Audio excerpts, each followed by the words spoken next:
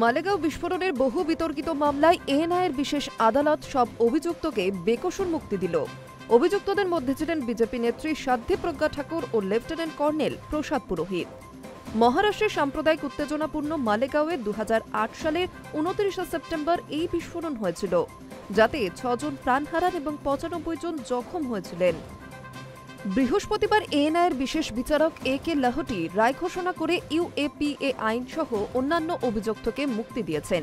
17 বছরের দীর্ঘ প্রতীক্ষার পর বৃহস্পতিবার রায় ঘোষণা হয়। এই বিস্ফোরণের ঘটনায় মূল অভিযুক্ত ছিলেন বিজেপির প্রাক্তন ভোপালের সাংসদ সাধ্বী প্রজ্ঞা ঠাকুর সহ 7 জন।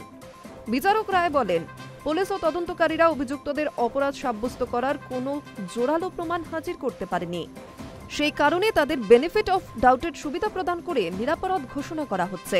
এই মামলায় যে 7 জন অভিযুক্ত ছিলেন তারা হলেন ভোপালের প্রাক্তন বিজেপি এমপি সাধ্বী প্রজ্ঞা ঠাকুর, তৎকালীন সেনা গোয়েন্দা officer lieutenant colonel Prasad Shrikant Purohit, অবসরপ্রাপ্ত মেজর রমেশ উপাধ্যায়, অজয় রাহিরকর, সুধাকর দ্বিবেদী, সুধাকর চতুর্বেদী এবং Samir Kulkarni. Hi news network.